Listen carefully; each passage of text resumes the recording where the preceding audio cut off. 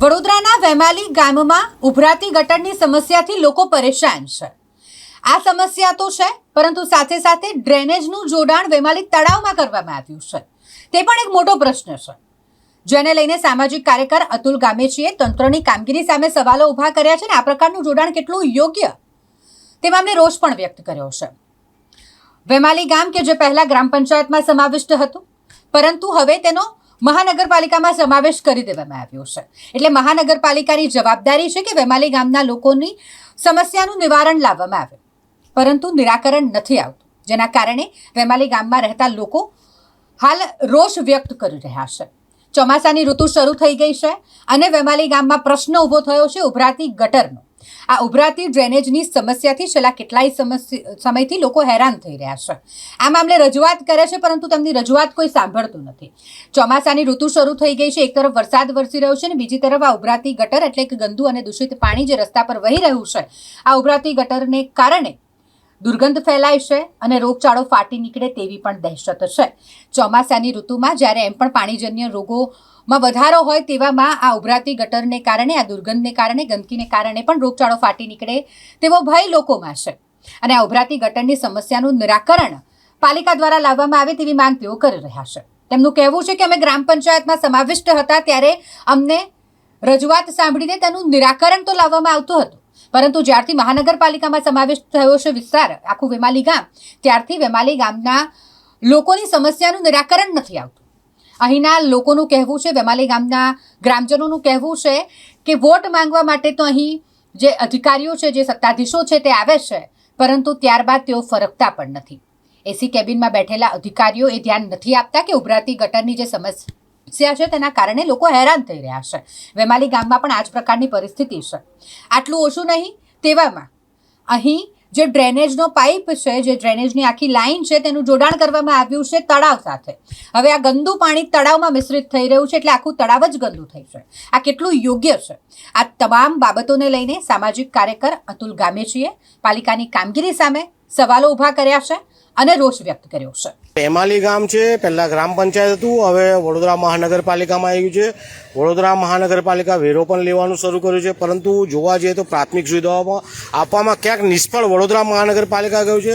જે રીતના ભાઈએ જણાવ્યું, કમલેશભાઈ, કે અંદરની જે ગટર છે તમામ ઉભરાઈ રહી છે, ઉભરાઈ તમામ પાણી એક જ ગટર નાળા દ્વારા સીધા વેમાલી તળાવમાં આવી રહ્યું છે। એક બાજુ આપણે તળાવને બ્યુટિફિકેશન કરી રહ્યા છે, કરોડો રૂપિયા ખર્ચી રહ્યા છે, અને ગટરના પાણી જો આ તળાવમાં આવતા હોય તો આ ગટર પ્રદૂષિત થશે। બીજી વસ્તુ એ કે જેનું આ તળાવ હતું એમાં પહેલે પાણી વહી જતા હતા, નીકળી જતા હતા, ગટરના પાણી નહોતા હતા, પરંતુ વરસાદના પાણી ભેગા થઈને વિશ્વામિત્રી નદીમાં જતા હતા। અત્યારે જોવા જઈએ તો આ પાણી અહીંથી નીકળે પણ, જો વધારે વરસાદ પડી જાય તો આ તળાવ ફૂલ થઈ જાય, આ લોકોનો આવવા જવાનો રસ્તો પણ અહીં બંધ થાય તેવી પરિસ્થિતિ છે।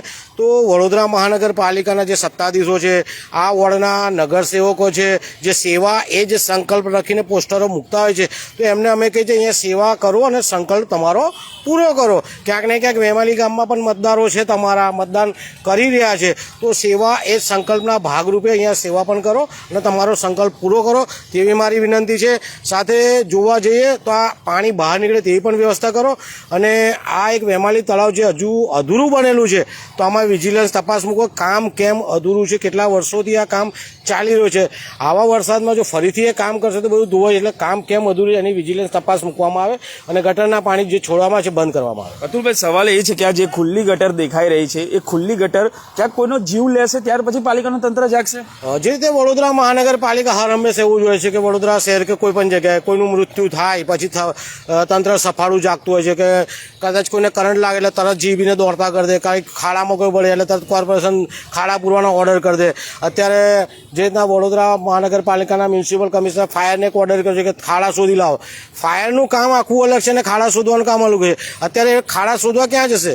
પરંતુ આપણે વડોદરાના ક્યાં પણ રોડ પર ફરી રહ્યા છે ત્યાં ખાડા જ ખાડા છે, અને આ રીતના જો વેમાલીમાં આ રીતની વરસાદી કાંસની આજુબાજુ આ ગટરો ખુલ્લી હોય, અકસ્માતે કોઈ પડી જાય, કોઈ મૃત્યુ થાય, તો જવાબદાર વડોદરા મહાનગરપાલિકા જ હોય અને એના વહીવટીવાળા। બિલકુલ, પાલિકા જ માત્ર જવાબદાર હોય તેવું તમે જોયા કરો કે નદીમાં પાણી આવ્યું હોય એવું ઉભરાઈ રહી છે।